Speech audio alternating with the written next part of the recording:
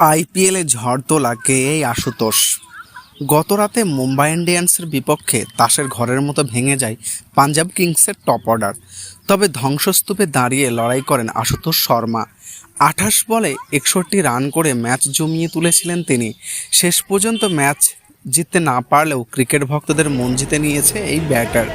এমনকি বিপক্ষ দলের অধিনায়ক হার্দিক পান্ডিয়াও তার প্রশংসা করেছেন। তিনি বলেন যে আশুতোষ দুর্দান্ত, মাঠে নেমেই ওইভাবে খেলতে পারা সহজ নয়। প্রায় সব বলই ব্যাটের মাঝে খেলেছে সে। আশুতোষ কী করতে চায় সে ব্যাপারে খুবই স্পষ্ট ছিল। এটা আমার ভালো লেগেছে। আশুতোষকে আগেও এমন ইনিংস খেলতে দেখা গেছে। সৈয়দ মুস্তাক আলী টি-20 প্রতিযোগিতায় খেলতে নেমে যুবরাজ সিংহের দ্রুততম 50 রেকর্ড ভেঙে দিয়েছিলেন তিনি।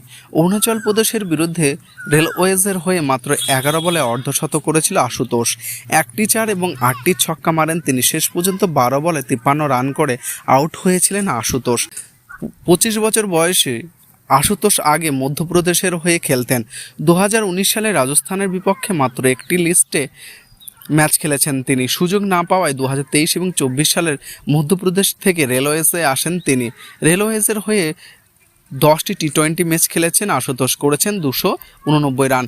মধ্যপ্রদেশের হয়ে সুযোগ না পাওয়ার জন্য চন্দ্রকান্ত পণ্ডিতের দিকে, যিনি এখন আইপিএলে কলকাতা নাইট রাইডার্সের কোচ। ঘরোয়া ক্রিকেটের মধ্যপ্রদেশের কোচ পণ্ডিত, যদিও আশুতোষ তার নাম নেননি।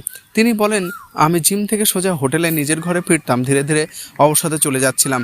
কি ভুল করেছি সেটা কেউ বলছিল না। মধ্যপ্রদেশের নতুন কোচ এসেছিলেন, তার পছন্দ না হলে দলে কেউ সুযোগ পেত না। প্রস্তুতি ম্যাচে আমি 45 বলে 90 রান করেছিলাম, তারপরেও আমাকে দলে নেওয়া হয়নি।